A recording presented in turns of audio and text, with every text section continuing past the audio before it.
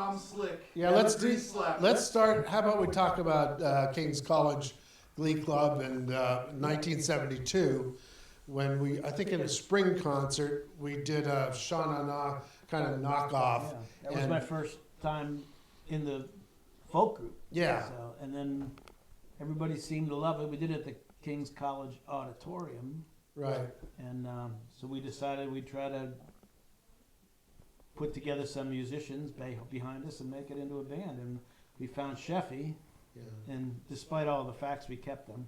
And that's when we met Bonnie. Yeah, and we sort of centered on, and we decided on having a niche even back then of late 50s, early 60s for our music, and we've kept that up.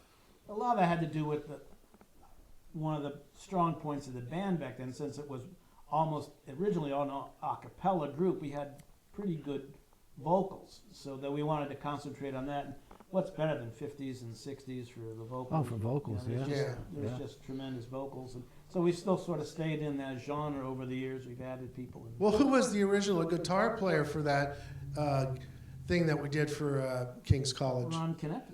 No, he wasn't. It was Oh, me. It was you. Yes. You were the I have original. photographs. Yeah. Yeah. Oh, that's the okay. Didn't Ron play too? Didn't the two of you? Or was it, No, it was just me. you? Yeah. Okay, that memory is. I know. I'll tell you what. Let's talk about Sheffy, and let Sheffy take the microphone and talk about some of the bands that he was in, and he was going to Wilkes College at the time. Hi, I'm Sheffy Abraham. Hi, Sheffy. Nice to meet you, Jeff. Nice to meet you. I got hooked up with these guys because I'm a tough slick. me and Lenny were in a band in 1968 called The Haze. And that was a band with a bunch of Hanover High School kids. And of course, Goat and Wilson were in the Soul Congress at the same time.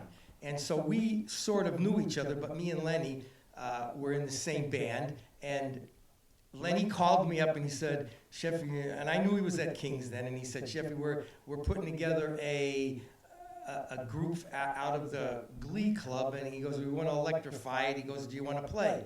And unfortunately, I said yes. Before I knew it, I was down in Wilson's cellar right after the flood, and it was me and Ricky Joseph, who was in the Soul Congress with Bill and Bob, and we started off like that. That's how we started off. Yeah, and then we got. I don't know how Lenny found Bonnie. Well, me and Bonnie were trying to put a band together before that because she was in a band called the Camaros, and then two of the guys in the Camaros came with me and Pete Salis in the Haze, but then we split up. But then me and Bonnie tried to put something together with a couple guys from Nanny Coke, and they have since passed away, and so that was sort of fresh right there, and so she said that she would come with us too after me and Ricky Joseph, because we started off like that, and we practiced about 300 times as a drummer and guitar player, and then we got Bonnie and a bass player, and that's it. Yeah, originally we had another bass player from Hanover who didn't stick around, and About 6 months. yeah, and then Dave came in and has been with us ever since. Well, the story to that was you guys were looking to audition a bass player. And I grew up with Lenny in Corncrest. And I asked Lenny if I could audition. He told me no. No? You guys used to practice at Frommel's Barbershop. Yeah. And he told me no, flat out. Why not? And I don't know. He wouldn't let me audition. The reason And I was playing with metal bands and stuff at the time, which was. I told you this before, and the reason is Oh, here it is. Here it is now. I remember the We got it. conversation. I remember the conversation. He goes, Dave Petrotchko, my neighbor, wants to be in the band with us. I said, well, that's okay. And he goes, but he's not 21. Oh. And Lenny had this. For some reason, he had this early obsession that you weren't old enough, even though you were only 2 I was years. drinking at I know, McDermott's at I know. 16. Wait a second, hold a second. He wasn't old enough He to join wasn't. this band?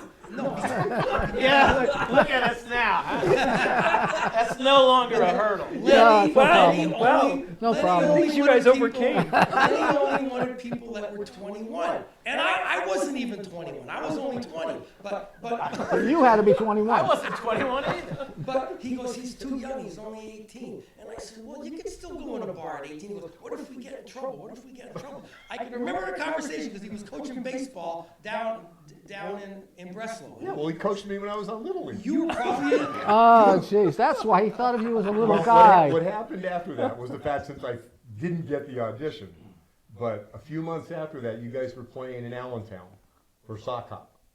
Yeah, And Fred Heller was on guitar. You weren't there. Tim Buckley was on keyboards because Bonnie wasn't there. Right. And Fred had only been in the band about 2 weeks. And Lenny called me and said, we need a bass player tomorrow. Can you play? So I ended up down there. So that's how the band ended up, was Ricky, and Tim Buckley, who had never played with you, Fred, who played with you for 2 weeks, and me, never. And that was the beginning. Then I just never left. But, Yeah, we're gonna talk Dave, about where that. was that? Down It in Allentown. yeah, it was a sock top at one of the high schools down in Allentown. See, I knew Bonnie from before that. Me and Bonnie and Dave Williams, the first bass player, took guitar lessons from this guy in right across the street from Hanover High Jay School. Miller. Jay Miller. So did I. Yeah. And so we all took He guitar mustn't have lessons. been very good. And as we got better, we switched to theory, and she had a piano at home, so she got to be a much better piano player than me. Oh, there it is. Bonnie was an excellent pianist. She was. just a great musician. She played piano. She played flute. She played about. And she put up with us. Let us so. all play like together. We were like 15. And Bonnie would play his little upright piano, and Dave would play the bass on a guitar. He didn't have a bass at the time. It took us a while to talk. It was like the Stuart Sutcliffe thing. It took us a while to talk him into buying one. Yeah. And then I played the guitar.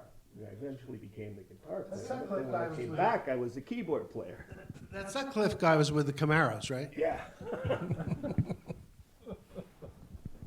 Yeah. So. Marmac Hall. I was looking for that today. I was going by that area. I said to my brother, didn't we used to play here somewhere? Marmac Hall, yeah, Nashville. Yeah, well, then we played every dive bar from here to through the cold, the Rokish Hotel. That's the first one I yeah. thought of, the Rokish Hotel. Inferno, Yeah, in the St. Clair. West Lounge. Yeah. Well, The Boom Boom Room? Yeah. I love the Inferno, and because it was a good place. Yeah, it was But cool. the It was a but cool the bar. but the most fun was the Rokish. Yeah. Because it was the sleaziest crowd, but they loved it. And there was bikers and there were fights. It was great. Did we play Inner Circle too, or was it not the Inner Circle when It we was played not there? the Inner Circle then, though. What was that? Cosmic Train? Cosmic Train. right. I know we played for a divorce party there. I remember that one. Yeah, they played the room upside down. Yeah. Yeah, that was. Yeah, we played all the class joints. We played some decent plays. Yeah, and the highlight was The highlight the was, the where best. That Yeah. became our home. The Highlight Lounge I on mean- a Tuesday night would get the place full. Yeah, it was Absolutely packed. It would be full. And they had these long tables that ran down the center of the rooms. And once Lenny got cranked up, our lead singer and front man, he'd just run down those tables and run back. And beers would be spilling on people, and he'd pull people up on stage and grease them back in their good clothes, and they all loved it. My On favorite Tuesday memory. nights. My favorite memory of the Rokish. We came back for a reunion back in the mid '80s. We got back together, and they had the long tables that went down, and there was the bar. But separating the tables from the bar was a big a planter, Right. which ran almost to the stage, but it was about 3 feet short, so Yeah. space to walk through. So we would run down the tables at our entrance. We'd jump up on the planter, run down the planter, and jump on stage. Well, Joe Nardone was in the audience, and he saw this. And so Lenny goes, Joe Nardone. So the whole crowd goes, Joe, Joe. So Joe thinks he'll do the same thing. He didn't realize it didn't go all the way to the stage. So he gets up and he's walking, and it's Joe, Joe, Joe. All of a sudden, boom, there's no Joe. Joe It's disappeared. Joe, Joe, Joe, Joe. Joe. It was great. I have it on film somewhere. It's great. It was funny. He jumped. I'm okay. You know. Joe tells that story wherever he goes. He tells Really? that story. Yeah, Wow. Yeah, because I'm with him, and he goes, now you were there, right? And I said yes, because like nobody wants to believe it. And I said, you just disappeared. It was a disappearing Joe Nardone. It was great. But, I mean, you hear some of the stories, like, you know, the ones that they played in the Turkish bathhouses in New York and everything else. But we had the highlight that had drag shows, Nancy Sinatra, and us. Yeah. It was like, Well, they also had You know. Miss Hawaii, the stripper there. yeah, that's true. Yeah. I mean, you know, we was a we great were play. It was we were eclectic. Yes, exactly. And we fit. I washed dishes there when I was 15. At the highlight. Yeah. I was a dishwasher and busboy. That place was packed all the time. And It was at a Hex great Lounge. Show. It was good acoustics. The stage was nice. They brought in great bands. You know. What the hell? Hey, I saw a statistic the other day that Shauna Na made so much money at Woodstock, you know, what their dollar amount was. And we used to make that amount of money at the Highlight. Oh, yeah, they made nothing at that. Woodstock didn't play a lot of money. I think it paid off for them in the end, though. Yeah, well, yeah. Yeah, they did okay. They did You know, okay. the truth is, if you look at what bands got paid back then, that's what they still pay bands now, 50 years later. That's not. Well, we used to get $500, $600 a night when gas was, 42 cents a gallon. Yeah, we still lucky if we get. Yeah. Let's Why- try and find gas for 42 cents. I worked with Bowser a couple of times. He was a great guy. He said, he was going to come up and sing and that kind of stuff. And he sang a little bit. And then he said, well, could I play this guy's piano? He said, yeah. And everybody thought he was just kind of this lead singer, frontman guy. Turns out he's a Juilliard graduate. He sat down and played Rachmaninoff. Yeah, they were all Juilliard and Columbia music majors. They were musicians. They weren't just Yeah. singers. They were. We were like, whoa. Well, that brings up a really good point, that I think our musicianship has gotten so much better over 50 years. When we started out, we kind of thought we were kind of hot, but we weren't as good as we are now. Well, we relied a lot on the shtick and the show. I mean, we would carry the guitar players on our shoulders, and we're diving on tape. We put on a hell of a show, and the music was good. It was okay, but people just wanted to watch whatever stupid shit. Well, we remember did. the night that Lenny brought out Harley Davidson in the King's College gym? Yeah. Guy came and drove his Harley Davidson and roared around a little bit, and then got into a fake fight with Lenny and left. We brought Kuhar in on a casket. We had all the boys, the Rogers and a bunch of guys. I don't even know where they got the casket. They brought Kuhar in for Teen Angel. They walked them up through the audience and dropped them on stage. And Lenny jumped in the casket. It was great. I mean, it was a shtick. A lot of It shit. is interesting how we've shifted gears from being a show like that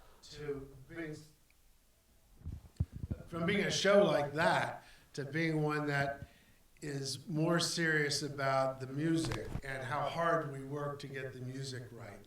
Because we really do work hard. And Well, partly we can't do the show. oh, we could never do the stuff that we The did. Jailhouse Rock dance and stuff. Yeah.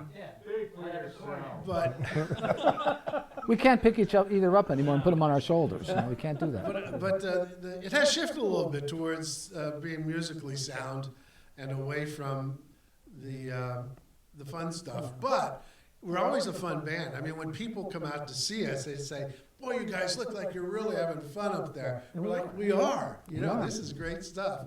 How many people get the chance to have all these people around you listening to you and smiling and clapping and jumping around? I mean, it's always been a For great, 50 years. Yeah, for 50 years. And make music with your friends for 50 Yeah. years. And we've all had That's a blessing. We've all had Yeah. careers in other things. Well, that's another good topic. I mean, the I things was a that, dentist for 40 years, and never once did anybody ever get up and applaud when I was done with the film. They Never. never did it. I don't care how goddamn good the Yay, film was. Jack, They never yeah. applauded. There's something. this one right there. $1,000 tomorrow.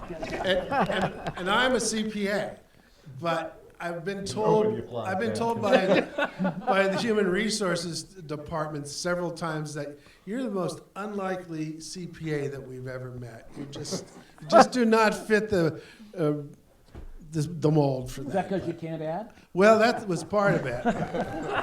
I have to count the strings on the guitar every time I play. So, What bands were you guys in? You were in a bunch of stuff. Pause, gentlemen.